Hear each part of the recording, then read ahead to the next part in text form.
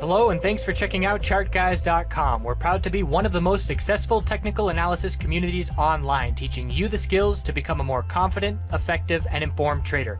Join our community of hundreds of analysts worldwide working together to learn the charts, generate profit, and achieve financial independence. For access to daily live chart analysis and market coverage, a thriving chat community, along with dozens of hours of exclusive educational materials. We look forward to seeing you. Let's check out some charts. Checking in on the market, it was a wild day today.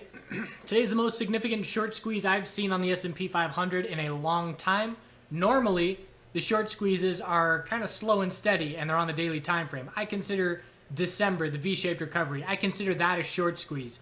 But to see it on the 5-minute time frame for SPY, and it happened right out of the gate with just a huge move to go from red down $1 at the open and then to be up 2%, you're not going to find many times where the S&P 500 opened up red and then at the high of the day was up 2%. So it was a notable short squeeze, and the bulls just did not let the bears gain any kind of comfort, where we just saw a little 5-minute bull flag, a new high of the day, and then we tightened up. And we ended the day with a 15-minute equilibrium, just with the high of the day, low of the pullback, lower high, higher low, lower high, higher low. And here we are at the end of the day in after hours, still in the middle of this tightening range. It's just getting tighter and tighter. With a bull break, we're looking at 294.15. If we don't break 294.15 tomorrow morning, a daily inside bar will form. So we have changed the daily trend. Is it a convincing trend change? Not really. We broke resistance by 50 cents. Certainly need a bit more follow through to be confident, but it is definitely a big sigh of relief on the market. We have our low of the dump, the high of the bounce, the higher low, and then there's our higher high. Again, not entirely convincing just yet, but a huge day today for the bulls. So what was the reaction? It was the market pricing in some potential progress with China, talking about phone calls coming in the next couple of weeks, lowering tariffs, or I should say taking some items off the tariff list, delaying some tariffs on some items, and the market perceived that as bullish. Keep in mind there's headline risk with what's going on in Hong Kong. If there is any kind of escalation or protesters being killed or anything like that, that's going to be a big step back for the trade deal, as the US and Trump have already voiced. If anything happens there, it's going to throw a wrench in the trade deal. So just be aware that the bullish action priced in today can be erased if we see escalation in Hong Kong. So that is headline risk. But as far as the most likely scenario on the daily chart has played out, with one exception being I would not have expected a move straight from a higher low on the daily to a higher high. So again, it's news that is just magnifying what is most likely to happen. We knew to be looking for a daily lower high. We got some bearish news. We pulled back real quick. We got some bullish news for the higher low, but we were looking for the equilibrium and we got it. Now, the question is, can the bulls follow through? If the bulls can get over the high of today and get some follow through before the end of the week, they don't even really have to do it tomorrow. We have a new line in the sand, just have to hold 287 for our daily uptrend to remain intact. And if we hold 287, bulls are just fine. Again, we do want that one more little push forward just to clearly break, so we can't call that a double top. But bulls have momentum in their favor. If we're going to see this market roll over, which seems odd to be talking about the market rolling over after finally seeing a big sigh of relief from the bulls, we just want to be prepared for all scenarios. I'm not going to try and predict what's going to happen from here. But if we were to see the market fear spike again, it would be the head and shoulders pattern I've talked about a few times, where we try and head to the all-time high, we fail, and then we break the low of the dump. That would lose the weekly uptrend for the first time since the December dump, and that would be a head and shoulders pattern, shifting momentum on the weekly time frame, which would be notable. So that's not in the picture right now, but it's something I'm looking at over the next couple of weeks as a possibility of what could happen. As far as where we stand, distance needed to get to the all-time high from where we stand, we need $10. And to break the low of the dump, we need to drop $11. Just a little bit less than that. We're almost in the middle of the range. And at the high of today, bulls were closer to an all-time high than we were to the August low. So the shift is on. Hourly time frame, short-term support, aside from those 15-minute supports, the hourly support is 291.48. So bulls want to hold that level. to try and keep full control. And again, daily inside bar tomorrow if we cannot break 294.15. IWM was clearly one of the weaker names that we highlighted yesterday, so it did not break bullish on the daily. It's a daily equilibrium. So high, low, lower high, higher low, and today is just a lower high, staying in this tightening range. If you want to look at it on the 4-hour time frame, might be a little bit more clear for you, but how we break this daily tightening range on IWM will give us some clues as to what to be expecting in the other names and other sectors as well. QQQ stood out as a lead bull in the sectors, and its higher high is much more convincing than SPY. We broke a solid $1 plus over the top of the bounce to this point. So the new line in the sand for the bulls to hold is 183.50. As long as that level holds, the bulls are comfortable now in a daily uptrend after the higher low and higher high, and we'll see how much follow through the bulls can put together. XLF, like IWM, was one of the weaker names. It does not have a bull break yet. XLF is going to have to break this pattern bullish for the S&P 500 to get notable follow through. So low of the dump, high of the bounce, higher low, 26.50 is now the must hold support, and 27.31 will have to break to change the daily trend. If XLF does not break 27.31 in the next couple of days, that's a red flag for the S&P 500 that this move, which was led by the tech sector, is not seeing follow through in other places. Healthcare sector was another name that stood out strong. It moved to a higher high, so the new daily higher low and line in the sand for the bulls to maintain is 90.16. We broke resistance of 91.98.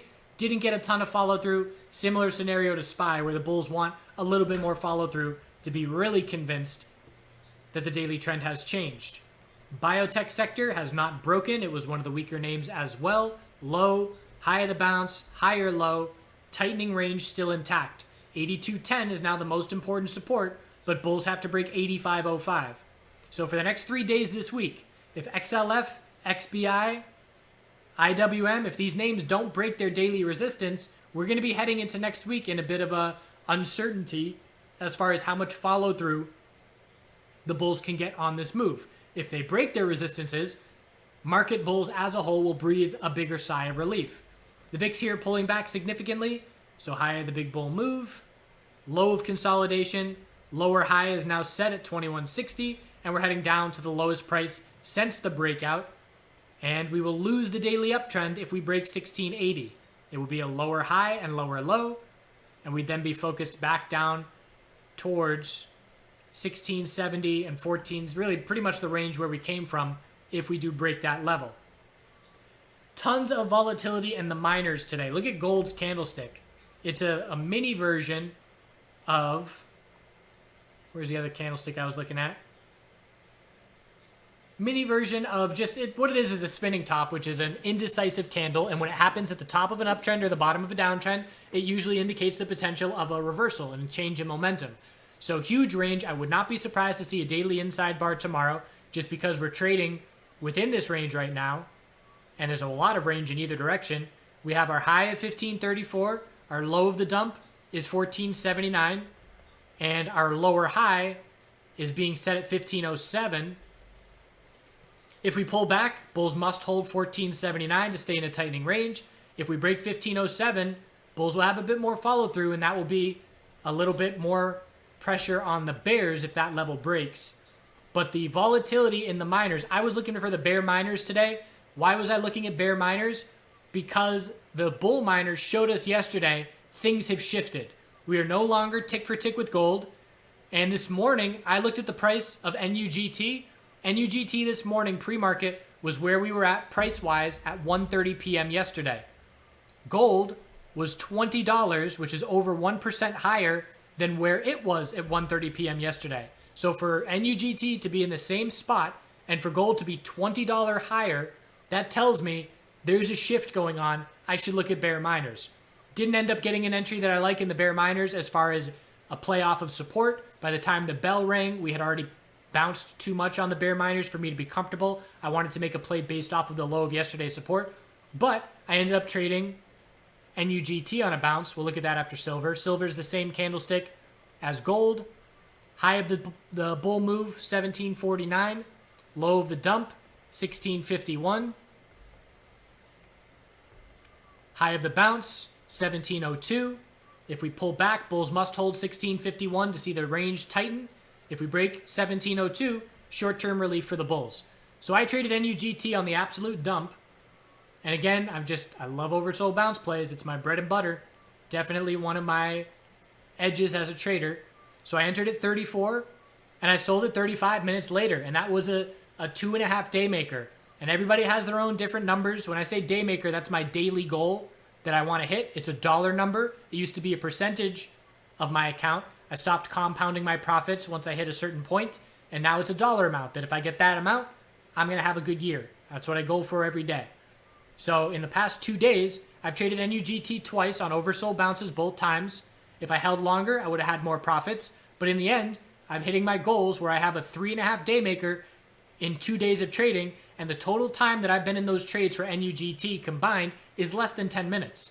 So to have 3.5 days worth of profit in less than 10 minutes of being in a position, that's my kind of trading. Give me my money market. Thank you very much. On to the next trade. So we ended up having a ton of volatility in the miners. NUGT, we had low of the dump, high of the bounce. So again, an equilibrium is forming here. High of the day, low of the day, topped out at 37.55.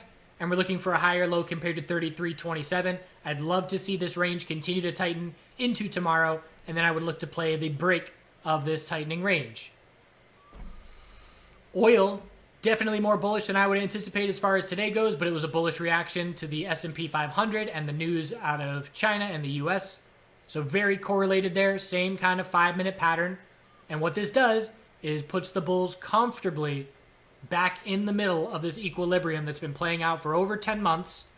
Again, we've been anticipating a break in September. That's just a rough guess. We'll see when it breaks. Anything under 60.91 is just a lower high.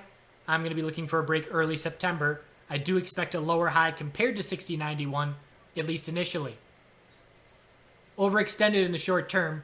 4-hour uptrend, keeping the bulls alive. Anything above 54.21 is a 4-hour high or low. If we consolidate overnight, I may top fish resistance tomorrow, looking for that daily consolidation to take place. We'll see what the setup is. I pretty much don't make any game plans after hours. I have some rough game plans at some point. Like I said, I'm looking at NUGT. I know to watch to see where that tightening range is set tomorrow. But I wake up before the sun every morning and I do my rundown and I overview the market from pretty much 6:30 to 7:30.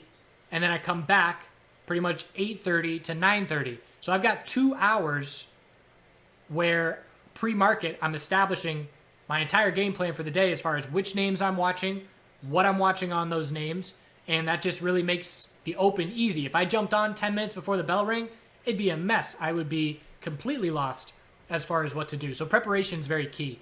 Natural gas, a little bit of follow through over short-term resistance. Again, I don't care what we do here. Anything under 234 is a lower high.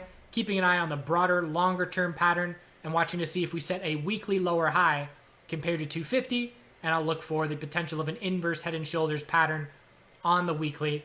Best case scenario for me, how I would want to play this play, sit by and do nothing on a weekly bounce that's just a lower high, and then either bottom fish on a weekly high or low, or just play the bull break to ensure that that momentum is there. Inverse head and shoulders on the weekly. That pattern's not nearly developed enough to be taking it seriously, which is why I keep skimming over natural gas and just keeping it in the corner of my eye for when the time is right. That's where we stand. We'll see if the bulls can follow through into tomorrow. Again, fail to break the high of today and break 291.48 support, and a daily inside bar tomorrow will pretty much be a sure thing. Very interesting day. Keep an eye on those Hong Kong headlines. Again, there is definitely a market impact, and it's not necessarily an impact as far as the market caring what happens to the protesters. Unfortunately, it's the market caring what happens to the trade deal with China. And that is capitalism. We'll see you soon. Have a good night. Do good things.